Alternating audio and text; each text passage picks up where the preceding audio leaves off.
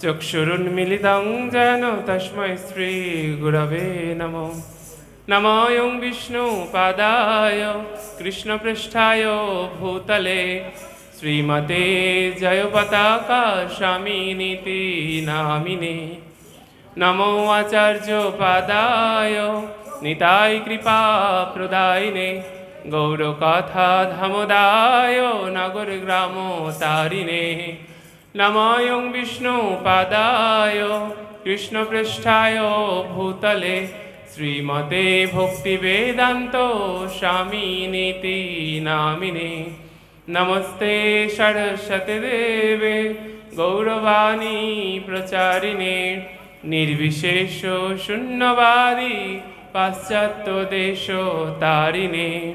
वाञ्छाकल्पतरुभ्यश्च कृपा सिन्धुभ्यो एव च पतितानां पावनेभ्यो वैष्णवेभ्यो नमो नमो। नमो महावदन्नाय कृष्णप्रेम प्रदायते कृष्णाय कृष्णचैतन्य नाम्ने गौरतिष्ठे नमो। पञ्चतत्त्वात्मकं कृष्णं भक्तरूपस्वरूपकं भक्तावतारं भक्ताख्यं नमामि भक्तशक्तिकं। हे कृष्ण करुणा सिन्धु दीनबन्धु जगत्पते गोपीश गोपिकाकान्त राधाकान्त नमोस्तुते। तप्त काञ्चन गौरांगी राधे वृन्दावनेश्वरी वृषभानुसुते देवी प्रणमामि हरिप्रिये। नीलाचल निवासाय नित्याय परमात्मने बलभद्र सुभद्राभ्यां जगन्नाथाय ते नमो।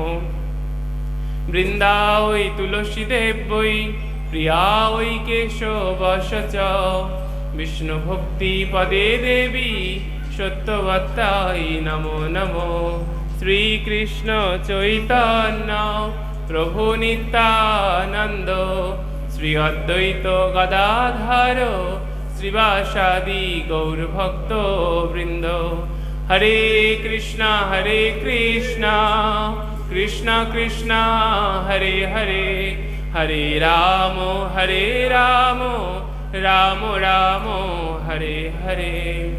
नारायणं नमस्कृत्य नरं चैव नरोत्तमं देवीं सरस्वतीं व्यासं ततो जयो मुदीरयेत्। नष्टप्रायेषु अभद्रेषु नित्यं भगवतो सेवया भगवती उत्तमो श्लोके भक्तिर्भवति नैष्टिकीं। हरे कृष्ण। पतित पावन श्रील गुरु महाराज आशीर्वादी हाथ सबार ऊपर बर्षित होक। प्रभुपाद जययुक्त हन। हरे कृष्ण हरि बोल। तो आज शयन एकादशी। तो सेई शयन एकादशीर पुण्य क्षणे आपनारा सबाई देवीपुर राधा रासबिहारी नामहट्ट मंदिरे उपवेशन हयेछेन। आपनादेर कृपार फले आसार सुयोग पेয়েছি। सबाई कृपा आशीर्वाद करबेन, भूल त्रुटि हले मार्जना करबेन। हरि बोल। तो आज के आमरा এই শয়ন একাদশীর মাহাত্ম্য শ্রবণ করব প্রথমে, তারপরে আমরা বিস্তারিত আলোচনায় আসব। শয়ন একাদশী।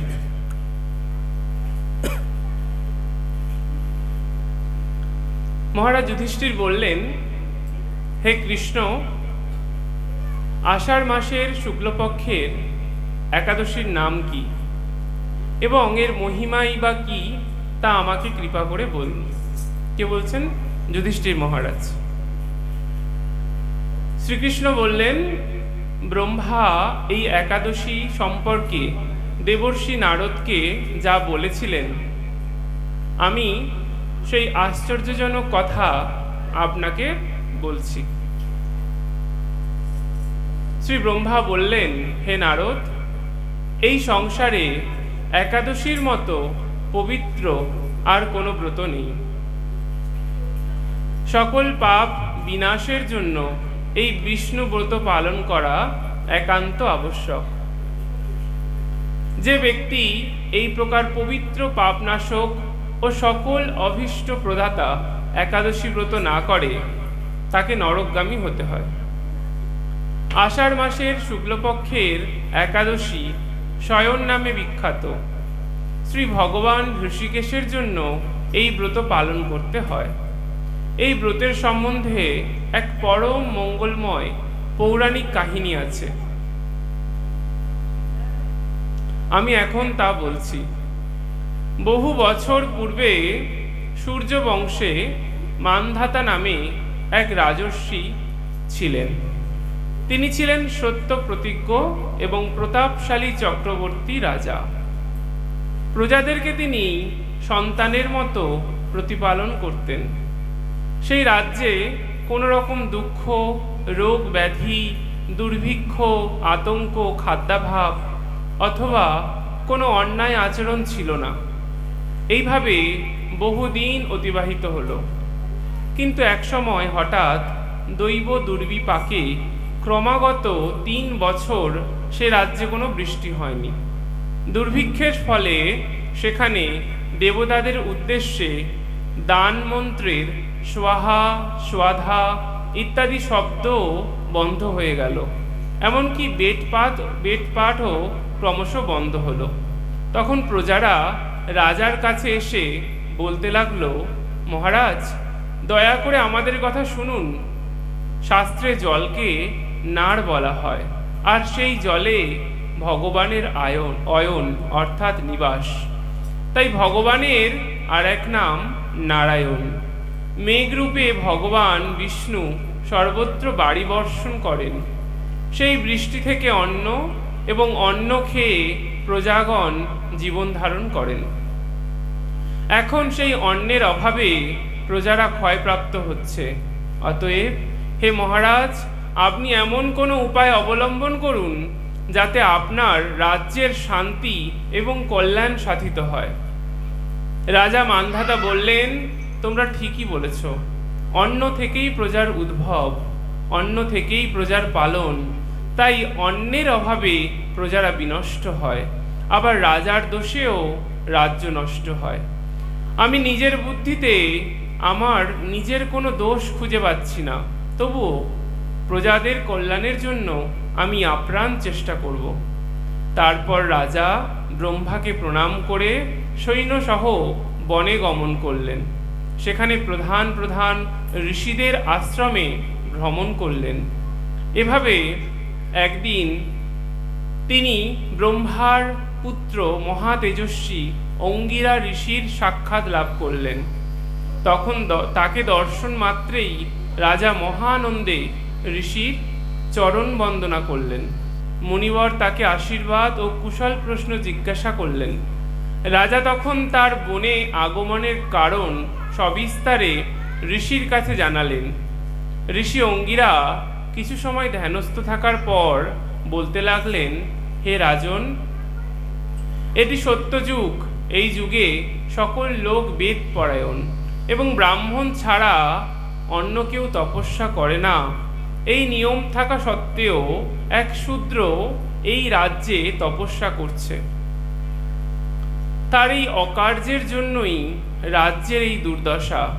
তাই তাকে হত্যা করলেই সকল দোষ দূর হবে। রাজা বললেন, হে মুনিবর, তপস্যাকারী নিরাপরাধ ব্যক্তিকে আমি কিভাবে বধ করব? আমার পক্ষে সহজসাধ্য অন্য কোনো উপায় থাকলে আপনি তা দয়া করে আমাকে বলুন। তদুত্তরে মহর্ষি অঙ্গিরা বললেন, আপনি আষাঢ় মাসের শুক্লপক্ষের শয়নী নামে প্রসিদ্ধা একাদশী ব্রত পালন করুন। এই ব্রতের প্রভাবে নিশ্চয়ই রাজ্যে বৃষ্টি হবে। এই একাদশী সর্বসিদ্ধি দাত্রী ও সর্ব উপদ্রব নাশকারী। হে রাজন, প্রজা ও পরিবারবর্গ সহ আপনি এই ব্রত পালন করুন। মুনিবরের কথা শুনে রাজা নিজের প্রাসাদে ফিরে এলেন। আষাঢ় মাস উপস্থিত হলে রাজ্যের সকল প্রজা রাজার সাথে এই একাদশী ব্রতের অনুষ্ঠান করলেন। ব্রত প্রভাবে প্রচুর বৃষ্টিপাত হলো, কিছুকালের মধ্যেই অন্নাভাব দূর হলো। ভগবান ঋষিকেশের কৃপায় প্রজাগণ সুখী হলো। এ কারণে সুখ ও মুক্তি প্রদানকারী এই উত্তম ব্রত পালন করা সকলেরই কর্তব্য। ভবিষ্যত্তর পুরাণে যুধিষ্ঠির শ্রীকৃষ্ণ তথা নারদ ব্রহ্মা সংবাদ রূপে একাদশীর এই মাহাত্ম্য বর্ণিত হয়েছে। জয় জয় শয়ন একাদশী কি, নিতাই গৌর প্রেমানন্দে হরি বল। তো এখানে মানধাতা, রাজা মানধাতার কথা বর্ণনা করছেন। মানধাতা ছিলেন সত্যযুগের এক চক্রবর্তী সম্রাট। তার রাজ্যে দেবতারাও প্রসন্ন থাকতেন। যে সমস্ত রাজারা ধার্মিক হন, প্রজা পরায়ণ হন, সত্যবাদী হন, সেই রাজাদের প্রতি দেবতারা সবসময় প্রসন্ন থাকেন। কিন্তু এই অনাচারের কারণ কি, এই অন্যাভাবের কারণ কি? শাস্ত্রে বলছেন 4 ধরনের বর্ণ সম্প্রদায় রয়েছে। ব্রাহ্মণ, ক্ষত্রিয়, বৈশ্য ও শূদ্র, বর্ণাশ্রম প্রথা। সেই বর্ণাশ্রম প্রথার প্রত্যেকের একটা স্বধর্ম আছে। স্বধর্ম কি? বলছে ব্রাহ্মণরা পণ্ডিত, বেদ পাঠ করবেন, সমাজের সমস্ত শ্রেণীর মানুষদের জ্ঞান প্রদান করবেন। ক্ষত্রিয়দের কাজ কি? শাসন করা, রাজ্য পরিচালনা করা। বৈশ্যদের কাজ ব্যবসা করা। আর শূদ্রদের কাজ হচ্ছে এই 3 শ্রেণীর মানুষদের সেবা করা। তো এই প্রত্যেকের কাজ প্রত্যেককে করতে হবে, এটাই হচ্ছে তাদের স্বধর্ম। আর যখন এই স্বধর্ম পরিত্যাগ করে যখন পরধর্মকে আশ্রয় গ্রহণ করে, তখনই অনাচারের সৃষ্টি হয়। শ্রীমদ্ ভাগবত গীতায় বলছেন যে পরধর্ম ভয়াবহ। যে আমরা যদি আমাদের কর্ম, যদি কেউ শূদ্র যদি জ্ঞান প্রদান করে, তাহলে সেই জ্ঞানটা যথাযথ হবে না। এটা সত্যযুগের কথা বলা হচ্ছে। তো সেই সত্যযুগে ওই সময় এক শূদ্র তপস্যা করছিলেন। আর তপস্যা হচ্ছে ব্রাহ্মণদের কাজ, শূদ্রদের কাজ নয়। সেই জন্য ঋষি অঙ্গিরা সেই মতামতটা এখানে প্রকাশ করেছেন। কিন্তু কলিযুগে শাস্ত্রে বলছেন যে সবাই শূদ্র, কিন্তু তাদের মধ্যে জন্মসূত্রে সবাই শূদ্র, কিন্তু যদি ধর্ম অনুশীলন করে, শাস্ত্র অনুশীলন করে, তার মধ্যে ব্রহ্মজ্ঞান সদ্গুরুর কৃপার মারফতে যদি ব্রহ্মজ্ঞান আনয়ন করতে পারেন, তিনি ব্রাহ্মণ হিসেবে চিহ্নিত হবেন। সেই জন্য দেখবেন কলিযুগে ব্রাহ্মণ দীক্ষা বলে এক দীক্ষা রয়েছে, পঞ্চরাত্রিক দীক্ষা। সেটাই হচ্ছে যখন আপনারা হরিনাম দীক্ষা গ্রহণ করে নেবেন, তারপরে যে আচরণগুলো রয়েছে সেই আচরণের মাধ্যমে, প্রসেসের মাধ্যমে যখন আপনি সেই ব্রহ্মজ্ঞান আহরিত করবেন, তারপরে আপনাকে সেই ব্রহ্মজ্ঞানের বিভূষিত করে আপনাকে সেই গায়ত্রী মন্ত্র দেওয়া হবে, যেটাকে বলা হয় ব্রাহ্মণ দীক্ষা। তো এখানে ঠিক তেমনই ধর্মপরায়ণ রাজা ছিলেন। সেই ধর্মপরায়ণ ধার্মিক রাজার যদি ধর্মপরায়ণ হয়, তবেই সে রাজ্যের কোনো দুঃখ কষ্ট থাকে না। নিজেরাই বিশ্লেষণ করলে উপলব্ধি করতে পারবেন আপনারা যে রাজ্যে রয়েছেন, আমি বেশি কিছু বলবো না। তো রাজা যদি ধার্মিক হন, তাহলে প্রজারাও সুখী হতে পারবেন। ওই জন্য একটু আগে দেখবেন এখানে বলছে একাদশীর মাহাত্ম্যে, বলছে রাজার দোষে রাজ্য নষ্ট। সেই জন্য যুধিষ্ঠির মহারাজের মতো রাজার প্রয়োজন রাজ্য শাসন করতে গেলে। আমাদেরকেও ঠিক তথাকথিতভাবে ধর্ম কি জিনিস সেটাকে উপলব্ধি করতে হবে। বলছে সত্য, দয়া, তপ আর শৌচ, এই 4টে গুণ যদি আমার মধ্যে থাকে, ধর্মের 4টি পায়া স্তম্ভ, এই ধর্মের 4টি স্তম্ভের মধ্যে যদি একটাও না থাকে, তাহলে কিন্তু ধর্ম স্থাপিত হবে না। আর সেই ধর্ম স্থাপিত হতে গেলে এই 4টে গুণ থাকা অনিবার্য, এবং প্রত্যেকের মধ্যে সেই 4টে গুণ আনতে হবে। কিভাবে আনবো এই সুন্দর 4টে গুণ? সবাই সবসময় সুন্দর জিনিসটাই গ্রহণ করতে চায়, তাই কি না? খারাপ জিনিস কেউ গ্রহণ করবে? করবে না। সেই জন্য বলছে, যদি এই সুন্দর 4টে গুণ নিজেদের মধ্যে গ্রহণ করতে ইচ্ছুক, কারা কারা ইচ্ছুক সুন্দর জিনিস 4টে গুণ গ্রহণ করতে ইচ্ছুক? শুনতে পাচ্ছি না, জোরে।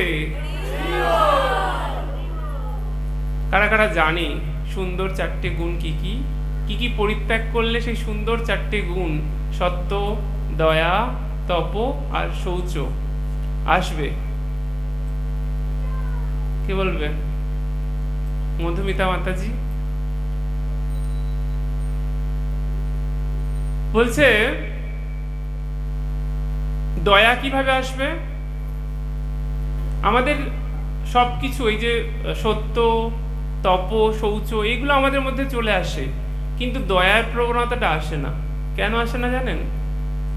কেউ আঘাত পাবেন না, এগুলো শাস্ত্রের কথা, আমার কথা নয়। বলছেন এইটার জন্যই আমরা আটকে যাই। নাহলে আমরা সবাই কিন্তু ভক্তিতে অংশগ্রহণ করতে খুব সচেতন, খুব সচেষ্ট হয়ে যাই। এই একটা জিনিসের জন্য আমরা বাধাপ্রাপ্ত হই। সেই জিনিসটা কি? বলছে দয়া। দয়াটা আসবে কিভাবে? যদি আমিষ আহার বর্জন করি। এই আমিষ আহার বর্জন করলেই আমাদের মধ্যে দয়ার প্রবণতা জাগবে। কিভাবে আসবে? কোনো কসাইখানায় গেছেন, সেখানে কসাই কি করছে? কাটছে, তাই কি না? তাহলে আমরা সেইগুলো দর্শন করলে কি আমাদের দয়ার ভাবটা বেড়ে যায়?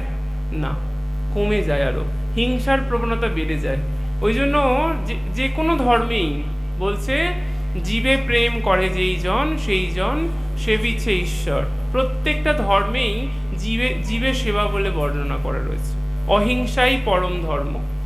কিন্তু আমরা হিংসার প্রবণতা উত্তর বৃদ্ধি পাচ্ছে। কেন বৃদ্ধি পাচ্ছে? এই কারণেই।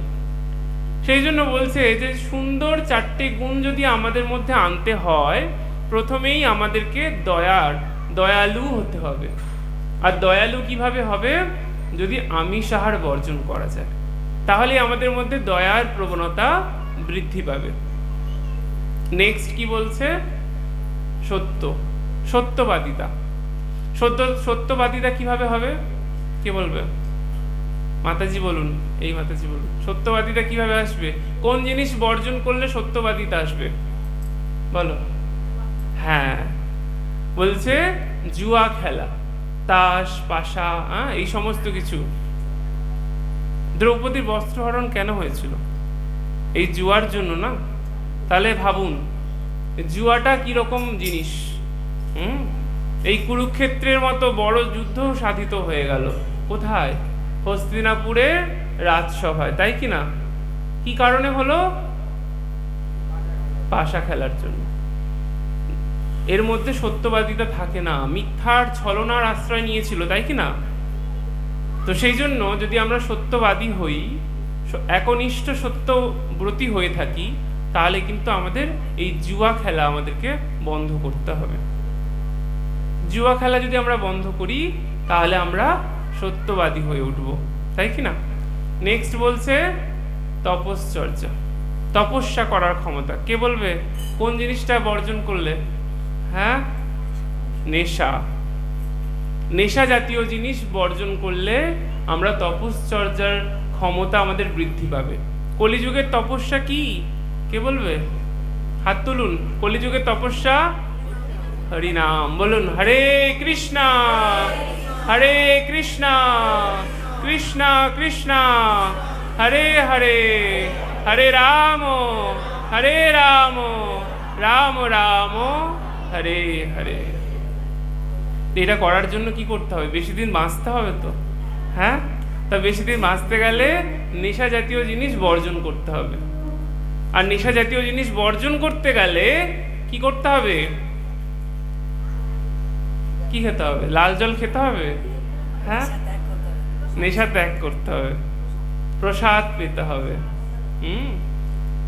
শাস্ত্রে বলছে, একটা ছোট্ট কাহিনী এরকম রয়েছে। একজন বলছেন, সাধুই বলছেন, একজন প্রভু এসে প্রশ্ন করছেন, বলছেন যে প্রভু, তিনি বলছেন, সেই সাধু বলছেন, বলছে কিছুতেই আমার এইসব ছুটছে না, মানে এইসব নেশা ছুটছে না। বলছে ছোটার কিছু প্রয়োজন নেই, আপনি করুন। এই নেশা করলে একটা বেনিফিট আছে। বলছে কি আছে বেনিফিট? সবাই খুব আগ্রহ, যারা নেশাগ্রস্ত মানুষ তাদের কাছে যখন বলবে যে নেশা করলে একটা বেনিফিট আছে, তো তারা আগ্রহী হবে কিনা বলুন? আপনি বলছেন আপনি দুধ খান, দুধ খেলে উপকার আছে, আপনি শুনবেন তো যে দুধ খেলে কি উপকার, তাই কি না? তা যদি আপনাকে বলা হয় নেশা করলে একটা উপকার আছে, আপনি শুনবেন কি না? যারা যারা এসব এক ঢোক দু ঢোক খান, শুনবেন কিনা তারা বেশি আগ্রহী? বলছে হ্যাঁ প্রভু বলুন বলুন কি উপকার? বলছে আপনাকে কুকুর কোনোদিন কামড়াবে না। কি কামড়াবে না? জোরে বলুন। হ্যাঁ, শুনছেন তো সবাই? আচ্ছা, আমি ভাবলাম ঘুমিয়ে পড়ছেন, একটু মাঝে মাঝে হ্যাঁ সচল থাকতে হবে। তা বললেন কুকুর কোনোদিন কামড়াবে না। আর কি বলছে? চোর কোনোদিন ঘরে ঢুকবে না। কি বললেন? চোর ঘরে ঢুকবে না। আর বলছে অটুট যৌবন থাকবে। কি থাকবে? মধুমিতা মাতাজি শুনুন কি বলছে, অটুট যৌবন থাকবে। হ্যাঁ, আর চোর কোনোদিন ঘরে প্রবেশ করবে না। জয় জয় জগন্নাথ বলদেব সুভদ্রা মহারানী কি, রাধা মাধব অষ্টসখী বৃন্দ কি, হরি বল। তো বলছে চোর কোনোদিন ঘরে প্রবেশ করবে না, আর কুকুরে কামড়াবে না, আর অটুট যৌবন থাকবে। এবারে যে মাদক দ্রব্য সেবনকারী ব্যক্তি, যে মদখোর, সে বলছে কি করে প্রভু, কি করে হচ্ছে? তা বলছে বিড়ি সিগারেট খেয়ে খেয়ে শরীর এতটাই ঝাঁঝরা হয়ে গেছে, লিভার এতটাই অকেজো হয়ে গেছে যে সব সময় খুব খুব খুব করে কাশছে, মানে কাশি চলতেই আছে। তা ভাবুন রাত্রেবেলা চোর ঢুকবে আপনার ঘরে, তা আপনি যদি সবসময় কাশতে থাকেন, তা আপনার ঘরে চোর ঢুকবে? বলবে তো জেগে আছে, কি করে চুরি করব, তাই কি না? তাহলে চোর আর ঘরে উপকার কিনা বলুন? তো তারপরে কি বলছে যে কুকুর কোনোদিন কামড়াবে না। তা আপনি এই সব নেশা জাতীয় জিনিস গ্রহণ করতে করতে শরীর এতটাই অকেজো হয়ে যাবে যে আপনি যুবক বয়সেই বৃদ্ধের মতো লাঠি ধরে হাঁটতে শুরু করবেন, কোমর কুঁজে যাবে। লাঠি থাকলে কুকুর আসবে আপনাকে কামড়াতে? লাঠি থাকলে কুকুর আর কামড়াতে আসবে না। আর কি বলছে? অটুট যৌবন। বলছে আপনি যুবক বয়স দেখার আগেই আপনার বলহরি হরিবোল হয়ে যাবে। আর যুবক বয়স দেখতে পাবেন? তাহলে কি ভালো কি খারাপ বলুন? তাহলে গ্রহণ করবেন এই সমস্ত জিনিস? হরি বল। তো এটা ভাববেন না যে প্রভু এসে আপনাদের উদ্বুদ্ধ করছে নেশা জাতীয় জিনিস গ্রহণ করার। তো এটা হচ্ছে একটা শিক্ষা। আমাদের এই শিক্ষাগুলোকে গ্রহণ করে আমাদের এই সমস্ত জিনিস থেকে আমাদেরকে দূরে থাকতে হবে, তাই কি না? তো সেই জন্য যদি আমরা এই নেশা জাতীয় জিনিস বর্জন করতে পারি, এই বলছে চাও পর্যন্ত কিন্তু নেশা, ওতে ট্যানিং থাকে। হ্যাঁ, দেখবেন চা বা কফি খেলে কফিতে ক্যাফিন থাকে, চাতে ট্যানিং থাকে। এগুলো কি হয়, আমাদের শরীরটাকে, নার্ভটাকে উত্তেজিত করে দেয়। তো যার ফলে আমাদের ঘুম আসে না। তো সেই জন্য নেশা জাতীয় জিনিস যদি আমরা বর্জন করি, আমাদের মধ্যে কি আসবে? তপশ্চর্যা করার ক্ষমতা। আমরা বেশি করে ভগবানের সেবায় যুক্ত হতে পারবো, ভগবত কীর্তনে যুক্ত হতে পারবো, আর দিব্য নাম জপ করার সুযোগ পাবো। এটাই তো কলিযুগের তপস্যা। আর কি নেক্সট বলছে? শৌচতা। শৌচতা কিভাবে আসবে? বলছে শৌচতা দু রকমের, একটা মুখ্য, একটা গৌণ, বাহ্যিক আর একটা আভ্যন্তরীণ। বলছে বাহ্যিকটা কিরকম? বাহ্যিক সুচিতা। আর এই সুচিতা কিভাবে আসবে, কি পরিত্যাগ করলে? বলছে অবৈধ সঙ্গ। আপনার স্বামী রয়েছে থাকা সত্ত্বেও আপনি পর পুরুষের প্রতি আসক্ত, বা স্ত্রী রয়েছেন তাছাড়াও অন্য স্ত্রীর প্রতি আসক্ত, তো এটাকে বলা হয় অবৈধ সম্পর্ক। আর যেই অবৈধ সম্পর্কের ফলে আপনার কি হবে? মানসিক বিকারগ্রস্ত হয়ে উঠবেন আপনি, সংসার সুখের হবে না, অশান্তিতে পরিপূর্ণ হবে। তারপরে এই আমাদের মতো উকিলদের কাছে আসতে হবে। কি হবে? ডিভোর্স চাই, তাই কি না? হ্যাঁ, আর উকিলরা তো বসে রয়েছেন, কখন আসবেন। হ্যাঁ, সেই কেমন জানেন তো, সাপের মতো এরকম হাঁ করে আছে, আসলেই ব্যাঙ আসলেই কি করবে, খাপাত করে, তাই কি না? কারা কারা যেতে চান? হ্যাঁ, উকিলদের কাছে যাবেন না। তো যাই হোক, তো ব্যাপারটা হচ্ছে এটাই যে বাহ্যিক শুচিতা আর অভ্যন্তরীণ শুচিতা। বাহ্যিক শুচিতা কিরকম? আপনি স্নান করলেন, মন্দিরে ঢুকবেন, স্নান করলেন, হ্যাঁ, শুচিশুদ্ধভাবে মন্দিরে প্রবেশ করলেন, এটা আপনার বাহ্যিক শুচিতা হলো। আর আভ্যন্তরীণ শুচিতা কিভাবে আসবে? আচমনের মাধ্যমে, প্রসাদের মাধ্যমে, তারপরে আপনার এই হরিনামের মাধ্যমে আপনার বাহ্যিক শুচিতা চলে আসবে। তো সেই জন্য এই 4টে সুন্দর গুণ আপনার মধ্যে আসতে পারে। কি কি 4টে সুন্দর গুণ? কে বলবে? মধুমিতা মাতাজি বলুন, জোরে বলুন। 4টে সুন্দর গুণ কি কি?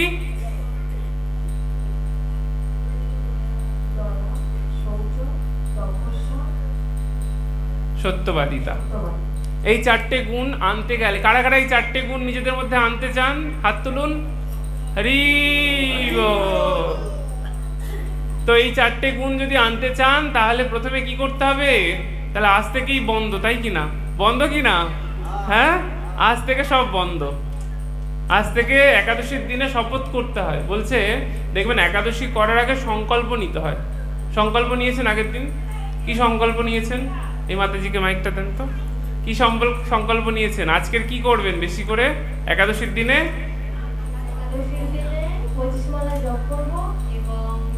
গুরুদেবের বাক্য স্মরণ করে চলবো, সারাদিন যেন ভগবানের কাছে থাকতে পারি, ভগবানের নিকটে বাস করতে পারি। হরি বল। একাদশীর দিনে বেশি বেশি করে সংকল্প নেওয়া উচিত। যারা 216 জপ করেন তারা 416 জপ করার প্রতিশ্রুতি নেওয়া উচিত। সংকল্প নিতে হবে। আর সংকল্প যদি আপনি নেন, ভগবান অবশ্যই সংকল্প পূরণ করবেন, তাই কি না? কিন্তু আমাদেরকে এক পা এগোতে হবে। আপনি 2 হাতে ভগবানকে সেবা করবেন আর ভগবান আপনাকে 4 হাতে ভরিয়ে দেবে। কোনটা বেশি, 2 হাত না 4 হাত? তো সেই জন্য আমাদেরকে বুঝতে হবে যে আমরা কি করছি, আমাদের কি করণীয়, আমরা কোথা থেকে এসেছি, আমরা কোথায় যাব। এইগুলো যারা উপলব্ধি করতে পারবেন তারা সঠিকভাবে ভক্তিতে এগিয়ে যাবেন। আর সব থেকে বড় কথা, এই মায়ার সংসার করে কোনো সুখ পাওয়া যায় না। মায়ার সংসার যত করবেন তত দুঃখে আবদ্ধ হয়ে যাবে। তো সেই জন্য মায়ার সংসার পরিত্যাগ করে কৃষ্ণের সংসারে নিজেকে নিয়োজিত করতে হবে। আর যত কৃষ্ণের সংসারে নিয়োজিত হবেন তত কি হবে? ভগবানের সেবায় নিযুক্ত হতে পারবেন। কত টাইম? আড়াইটা। তো জগন্নাথ দেবের রথযাত্রা সম্পাদন হয়েছেন সবাই। আমি তো আসার সুযোগ পাইনি, জগন্নাথ কৃপা করেননি। আমি এসছিলাম একাদশীর দিনে এসছিলাম, তারপরে অধিবাসে এসছিলাম, আর এই আসার সুযোগ হয়েছে। তা আমি 2-1টা জগন্নাথ লীলা আপনাদের কাছে শ্রবণ করাবো। জগন্নাথ লীলা খুবই মধুর লীলা। এই লীলা যত আস্বাদন করা যায় তত মনে হয় যেন আরো শুনি, আরো বেশি করে শ্রবণ করি। জগন্নাথ, তিনি জগতের নাথ, সবাইকে কৃপা প্রদান করছেন। একদিন এক ভক্ত জগন্নাথ দেবের মন্দিরের সামনে এসে প্রচুর ক্রন্দন করছেন, প্রচুর কান্না করছে, এত কান্না করছে সবাই তাকিয়ে রয়েছে। তো জগন্নাথ দেবের সামনে প্রচুর ক্রন্দন করছেন। তো জগন্নাথ দেব ওনার স্বপ্নে এসেছেন, ওই ভক্তের স্বপ্নে এসে বলছেন, এত কান্না কেন করছো তুমি, কি চাই তোমার? তো বলছে, হে গোবিন্দ, হে জগন্নাথ, হে পুরুষোত্তম, আমি অনুভব করতে পারছি না যে তুমি আছো। হ্যাঁ, বলছে আমি অনুভব করতে পারছি না, তুমি যে আছো সেই অনুভূতি আমার হচ্ছে না, তো আমাকে কৃপা করে সহায়তা করো। তা জগন্নাথ বলছেন, ঠিক আছে, যখন তুমি অনুভূতি নেওয়ার জন্য যখন ইচ্ছা হবে তোমার, যখন মনে হবে যে আমি আমার কাছে জগন্নাথ রয়েছে, এই অনুভূতি নিতে চাইবে, তখন তুমি সমুদ্রের ধারে চলে যাবে। কোথায়? পুরীর সমুদ্র। তো সেখানে তুমি হাঁটবে এবং কিছুটা হেঁটে যখন পেছনে তাকাবে, ওই তোমার পদচিহ্নের দিকে যখন তাকাবে, দেখবে পাশাপাশি ছোট্ট ছোট্ট দুটো চরণ হেঁটে হেঁটে এসছে। তার মানে বুঝতে পারবে আমি আছি তোমার সাথে। তো প্রচণ্ড খুশি হয়েছে যে ভগবান সাড়া দিয়েছে আমার ডাকে। রোজ যায়, রোজ, মানে কোনোদিন মানে কোনো কিছু খাওয়া বন্ধ হবে কিন্তু ওর ওই অনুভূতি নেওয়ার বন্ধ হবে না, রোজ যায়,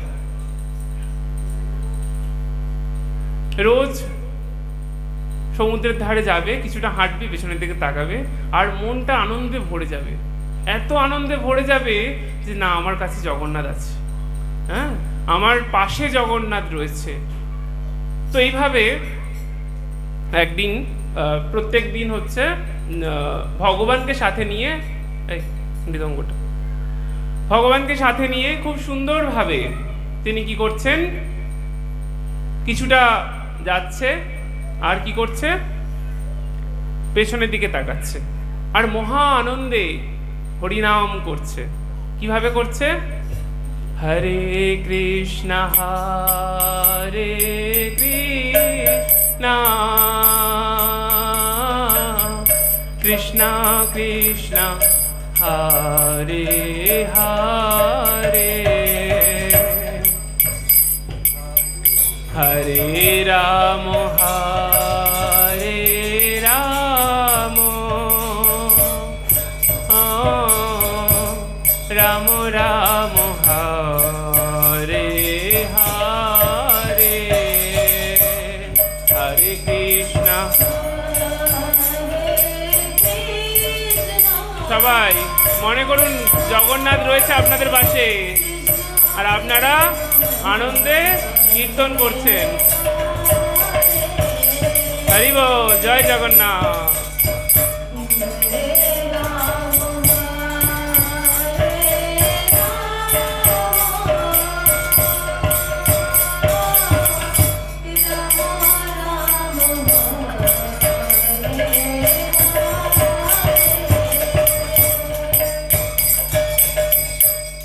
হরে কৃষ্ণ হরে কৃষ্ণ কৃষ্ণ কৃষ্ণ হরে হরে হরে রাম হরে রাম রাম রাম হরে হরে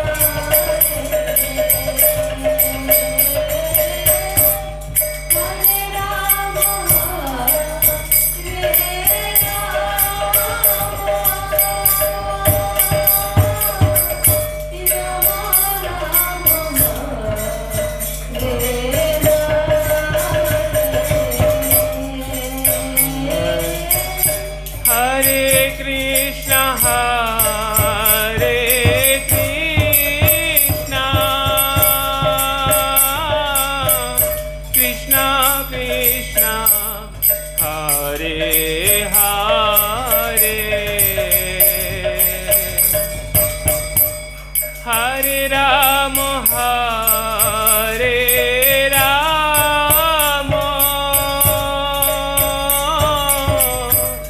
राम राम हरे हरे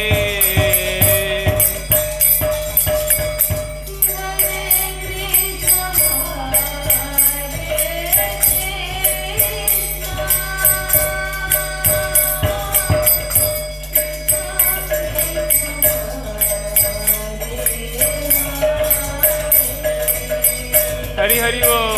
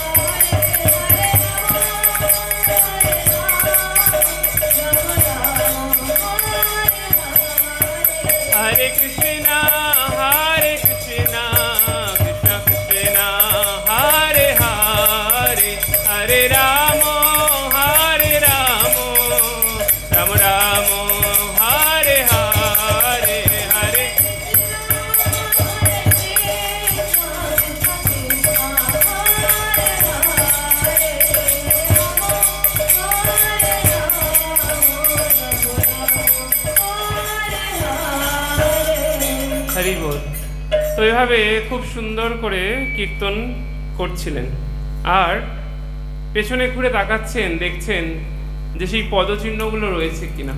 আর খুব সুন্দর সুন্দর ছোট্ট ছোট্ট পদচিহ্নগুলো রয়েছে দেখে এত আনন্দ পেয়েছেন যে মন ভরে গেছে।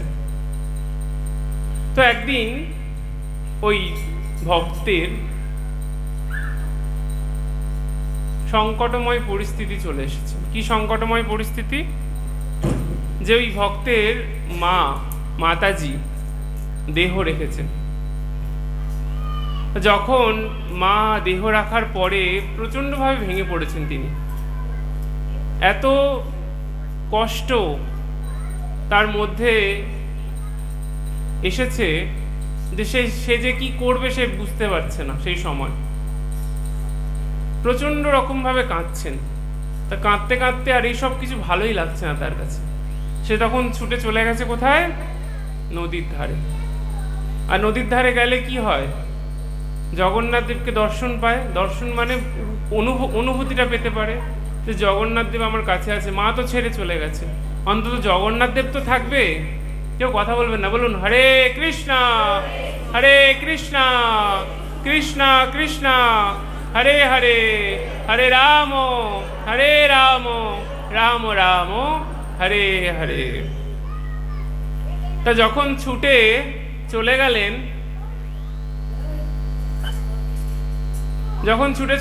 নদীর ধারে, কিছুটা হাঁটার পরে যখন দেখছেন যে শুধু দুটো মাত্রই পদচিহ্ন আছে, ছোট্ট ছোট্ট পায়ে সেই পদচিহ্ন আর দর্শন করতে পারছেন না। তা পদচিহ্ন দুটো দেখে খুব ভেঙে পড়েছেন।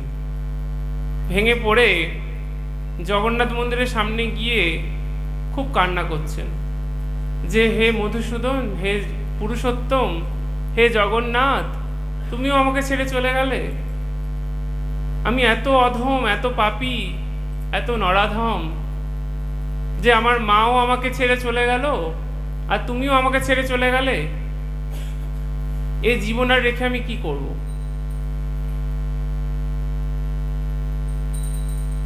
তখন প্রচুর কান্না করতে করতে বাড়ি চলে গেছে। গিয়ে এত কান্না করছে সে অচৈতন্য হয়ে গেছে। আর সেই অচৈতন্য অবস্থায় ভগবান তার সামনে এসেছেন। আর ভগবান তাকে বলছে যে আরে পাগল, আমি তো তোর কাছেই আছি। বলছে তো কই, তাহলে আমি দেখতে পেলাম না কেন তোমার চরণ দুটো? দুটো মাত্র চরণ ছিল তো। বলছে তখন তুই আনন্দে ছিলি। যখন তুই আনন্দে ছিলি তখন আমি তোর পাশে পাশে চলছিলাম। যখন তুই আনন্দে ছিলি তখন আমি তোর পাশে পাশে চলছিলাম, তাই তুই আমার পাশে, তোর পাশের পদচিহ্ন আমার দেখতে পেয়েছিলি। কারণ তুই এখন খুব কষ্টে রয়েছিস, দুঃখে রয়েছিস, তাই তো তুই আর হাঁটছিলি না, আমি তোকে কোলে করে নিয়ে চলছিলাম। তাই তোর পদচিহ্ন সেখানে আর দেখা যাচ্ছিল না। ওই দুটো পদচিহ্ন ওটা আমার ছিল। কারণ ভক্তের দুঃখে ভগবান সবসময় তৎপর থাকে। তুই দুঃখে এতটাই বিহ্বল ছিলিস যে তোর হাঁটার মতো পরিস্থিতি ছিল না, তাই তোকে কোলে করে নিয়ে আমি হাঁটছিলাম। জয় জয় জগন্নাথ দেব কি, পরম কৃপাময় জগন্নাথ বলদেব সুভদ্রা মহারানী কি। এই হচ্ছে ভক্ত আর ভগবানের প্রেমময়ী লীলা, যে ভগবান সব সময় তৎপর থাকেন ভক্তের জন্য। শুধু ভক্ত যদি একটা পা বাড়িয়ে দেয়, ভগবান ছুটে আসবে। ভক্ত একটা হাত দিয়ে সেবা করলে ভগবান 4 হাত দিয়ে তাকে তুলে নেবেন কোলে। প্রহ্লাদ মহারাজের কাহিনী আমরা সবাই জানি। কি করেছিলেন হিরণ্যকশিপুর? প্রচুর ভাবে আঘাত করেছেন তাকে। কালকুট বিষ প্রদান করেছে। তারপর পর্বত থেকে ফেলে দেয়া হয়েছে, অগ্নিতে দগ্ধ করানো হয়েছে, কিন্তু কিছু হয়েছে কি? হয়নি। ওই জন্য বলছে যে ভগবান যদি কাউকে রক্ষা করে তাকে মারার সাধ্য কারোর নেই। একটা সুন্দর পদ রয়েছে, কৃষ্ণ নামে চলে যে জনা, অসাধ্য সাধন করে সেই জনা। কৃষ্ণ নামে চলে যে জনা, অসাধ্য সাধন করে সেই জনা। কৃষ্ণ নামে চলে যে জনা,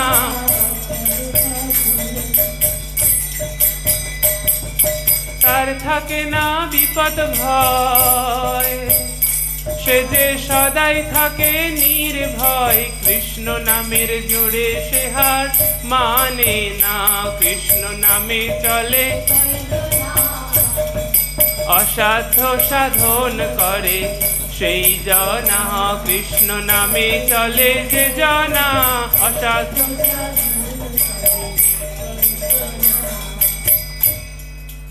যদি আমরা ভগবানের চরণ ধরে যেতে পারি তাহলে কোনো কাজই অসাধ্য বলে হবে না, তাই কি না? অনেকে আছে বলবে আমার স্বামী প্রচুর অশান্তি করে, প্রভু কি করে এই ভক্তি জীবনে আসবো? হ্যাঁ, ভগবানকে স্মরণ করুন, ভগবানের কৃপায় সব অসাধ্য সাধন হয়ে যাবে, কোনোটাই আর অসাধ্য বলে মনে হবে না, সব সহজ সরল হয়ে যাবে। তার জন্য বিশ্বাস থাকতে হবে। শাস্ত্রে বলছেন অবশ্য রক্ষিবে কৃষ্ণ বিশ্বাস পালন।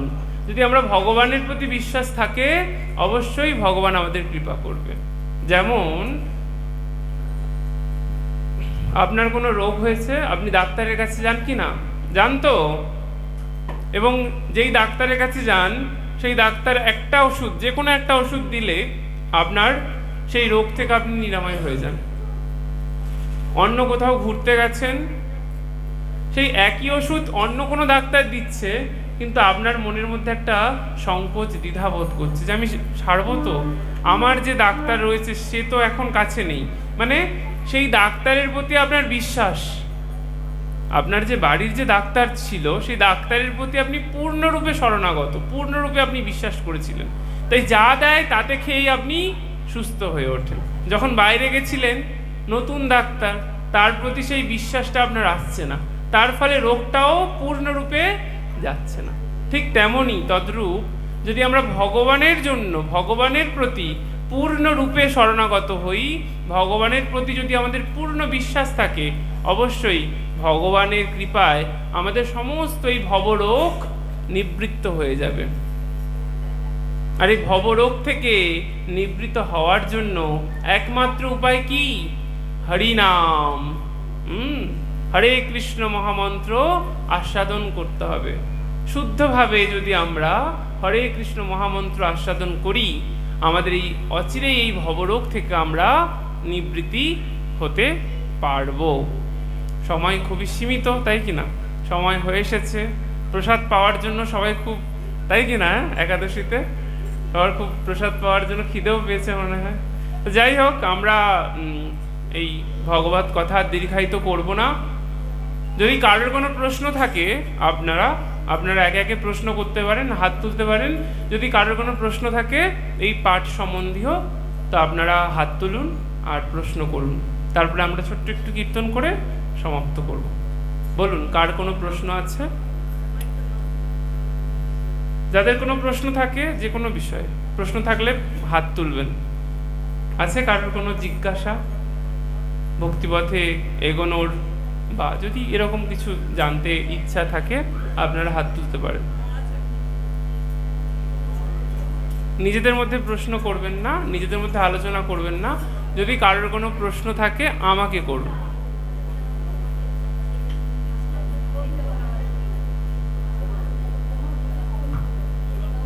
বলুন।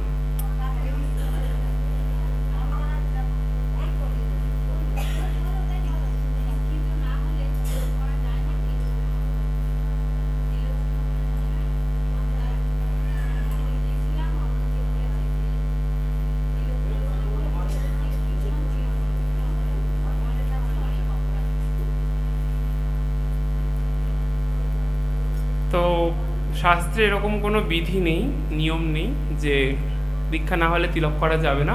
অ্যাকচুয়ালি একটা ইংলিশে একটা কোটেশন রয়েছে, কোটেশনটা এরকম বলছে, practice makes perfect. Practice makes perfect মানে অভ্যাস। আমরা যদি অভ্যাস না করি, তাহলে আমরা সঠিকভাবে সেই পর্যায়ে যেতে পারবো না। অনেকেই আছে বলবে দীক্ষা হয়নি, জপ কেন করছো? তো হরিনাম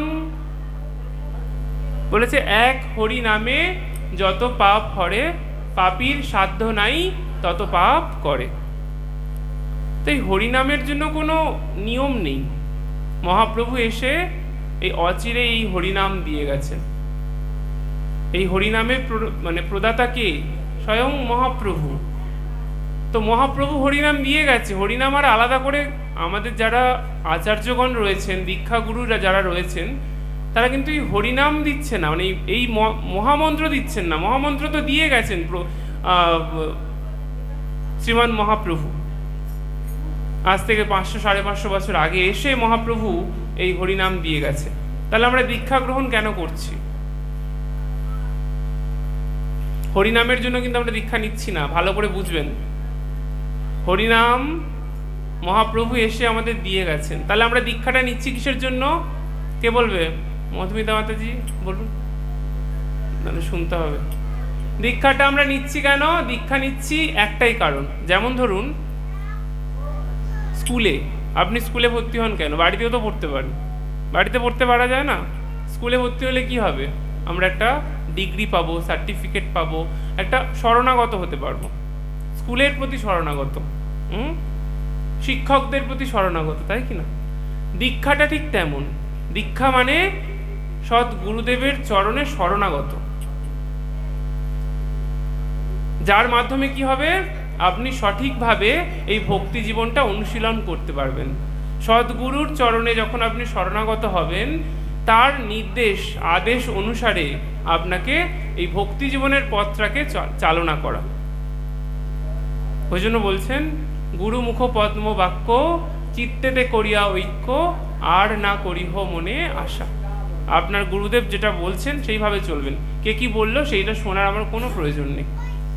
আমাদের ইসকনের আচার্যবৃন্দ যেভাবে বলছেন, গুরুবর্গরা যেভাবে বলছেন, আমাদেরকে সেইভাবেই চলতে হবে। আমাদের নিয়ম রয়েছেন যেভাবে তিলক ধারণ করে, মালায় জপ করে আমাদের ভক্তি অনুশীলন করতে হবে, তো আমরা সেভাবেই করছি। এতে কোনো অপরাধ নেই। নাম অপরাধ, সেবা অপরাধ যদি আপনাকে জানতে হয়, ভক্তি রসামৃত সিন্ধু পড়বেন, সেখানে রূপগোস্বামীপাদ অপরাধের বিভিন্ন রকমের অপরাধ বর্ণনা করছেন।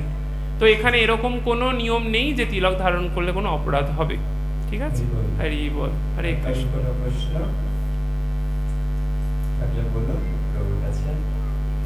সুযোগ আমরা প্রতি একাদশীতে তো প্রভুকে পাই না, আমি ব্যস্ত মানুষ, তো আজকে পেয়েছি, আজকে কৃপা লাভ হচ্ছে। আপনাদের আর কারো প্রশ্ন থাকলে বলুন। কারো কোনো প্রশ্ন? কিছু আধ্যাত্মিক প্রশ্ন? নিজেদের জীবনে চলতে গেলে যদি কোনো বাধা থাকে সেটাও জিজ্ঞেস করতে পারেন। প্রভুপাদ বলেছেন পাঠ প্রবচনের শেষে প্রশ্নোত্তর থাকা বাঞ্ছনীয়, সেই জন্য প্রশ্নোত্তরের শেষে প্রশ্ন দুটো কারণে হতে পারে, জানেন তো।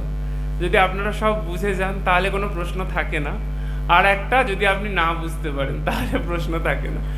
তো আপনারা আশা করি সবাই বুঝতে পেরেছেন, তাই কি না? বুঝতে পেরেছেন তো? আজ এখন অবধি যে ভগবতীয় পাঠ্যক্রম চললো, আপনারা আশা করি বুঝতে পেরেছেন। বুঝতে পেরেছেন? হাত তুলুন। তো যদি কারোর কোনো প্রশ্ন থাকে করুন, আর না হলে আমরা ছোট করে কীর্তন। ঠিক আছে, মাতাজির একটা প্রশ্ন আছে, মঞ্জুরি মাতাজি। কৃষ্ণকে রাধারানীর বধূয়া কেন বলা হয়? অ্যাকচুয়ালি ভগবান শ্রীকৃষ্ণ আর রাধারানীর মধ্যে কোনো ভেদ নেই। আমরা দেখি ভগবানের বাম অঙ্গ থেকে রাধারানীর আবির্ভাব, মানে অ্যাকচুয়ালি দুজনেই একই, হ্যাঁ। কিন্তু বিভেদ এটাই যে ভগবানের যে শক্তি রয়েছে, লাদিনী শক্তি, সেই লাদিনী শক্তি যখন প্রকট হন তখন শ্রীমতী রাধারানীর আবির্ভাব ঘটে। অ্যাকচুয়ালি রাধারানী হচ্ছে লাদিনী শক্তি। তো বধূয়া এই কারণেই আমাদের যে বাহ্যিক দৃষ্টি, সেই বাহ্যিক দৃষ্টিতে অনেক রকমের মানে এই যে জড়চক্ষু রয়েছে, এই জড়চক্ষুতে আমরা অনেক রকমের কিছু দর্শন করি, কিন্তু এই তত্ত্ব উপলব্ধি করতে গেলে এইগুলো হচ্ছে রাগানুগা মার্গের ভক্তি, হ্যাঁ, যেই ভক্তির তত্ত্বের কথা বলা হয়েছে। অ্যাকচুয়ালি ভগবানের প্রেয়সী মানে ভগবানের স্ত্রী হচ্ছেন শ্রীমতী রাধারানী। ভগবান আর রাধারানীর মধ্যে কোনো ভেদ নেই। তো এইগুলো হচ্ছে এক একটা লীলা, যেই লীলার মাধ্যমে সখীগণ সেইভাবে রাধা কৃষ্ণকে সেবার জন্য এই ভাবকান্তি নিয়ে এসেছেন। বিভিন্ন রকম কীর্তনে আপনি লক্ষ্য করবেন যে এই উপমা দিয়ে, এই ব্যাখ্যা দিয়ে, প্রসঙ্গ দিয়ে ভগবানকে বা রাধারানীকে বিভূষিত করা হয়। যেমন রাধারানী বসে রয়েছেন, সেখানে সমস্ত সখীবৃন্দরা রয়েছে, রাধারানীর কি ভাব অঙ্গকান্তি সেখানে প্রকাশিত হচ্ছে। তিনি একগুচ্ছ কালো মেঘকে দেখে ভগবানকে চিন্তন করছেন। এই যে ভাবগুলো, এইগুলো হচ্ছে তখনই সম্ভব যখন আমরা সেই দুটো ভাগ রয়েছে, এক হচ্ছে বিধি মার্গ, একটা হচ্ছে রাগানুগা মার্গের ভক্তি দু ধরনের। তো সেই জন্য আমরা সেই রাগানুগা মার্গের যে ভক্তিটা যেতে গেলে আমাদেরকে প্রথমে বিধি মার্গের ভক্তি অনুশীলন করতে হয়, এবং যখন অনুশীলন করতে করতে আমরা সেই স্তরে পৌঁছতে পারবো, তার জন্য সেই ভাবটা আসাটা খুব প্রয়োজন। হ্যাঁ, এই যে পদগুলো রয়েছে বধুয়া বা এরকম নানা রকম পদ রয়েছে, তো সেইগুলোর জন্য আমাদেরকে সেই মার্গে যেতে হয়। তো সেই পরিপ্রেক্ষিতে এই প্রসঙ্গগুলো উদ্ধৃতি হয়েছে। হরি বল। হরে কৃষ্ণ। ভক্তবৃন্দের কাছে ক্ষমা প্রার্থনা। আমাদের কালকে তো রথযাত্রা, উপরথ হয়েছে, সমস্ত ইনস্ট্রুমেন্ট, সমস্ত ইউটেন্সিলস সব মাসির বাড়িতে ছিল, তো সেগুলো আনতে, সেগুলো সব সেটিং করতে, পুরো অ্যারেঞ্জ করতে গিয়ে অনেকটা আমাদের অনুষ্ঠান চালু করতেই লেট হয়ে গেছে। তাই আজকে প্রসাদ বিতরণ করতেও লেট হয়ে গেল, 2:30 বাজে। এখন আমরা প্রসাদ সেবায় যাবো। তাহলে ঠিক আছে, আর কারোর কিছু যদি প্রশ্ন থাকে আপনারা পরে পরে ফোনে জিজ্ঞাসা করবেন বা আগামী ক্লাসে জিজ্ঞাসাবাদ করবেন। আরেকটা যেটা বলার সেটা হচ্ছে যে সবাই ধীরে ধীরে যে স্তরে আছেন তার থেকে এক স্টেপ এগোনোর চেষ্টা করুন, যেটা প্রভু বলছিলেন। ওর কথাগুলো গীত মেরে রাখবেন। কেউ 1 মালা করছেন, 2 মালা করবেন, 2 মালা করছেন, 4 মালায় যাবেন। এইভাবে একটু একটু করে উন্নতি করুন, তবেই আমাদের মানব জীবন সার্থক হবে। এখানে বিরাম দিয়ে বাঞ্ছা কল্পতরুভ্যশ্চ কৃপা সিন্ধুভ্যো এব চ পতিতানাং পাবনেভ্যো বৈষ্ণবেভ্যো নমো বৈষ্ণববৃন্দ কি জয়। সমবেত ভক্তমণ্ডলী কি জয়। পবিত্র একাদশী কি জয়। গৌর প্রেমানন্দ হরি বল। শ্রীল প্রভুপাদ কি জয়।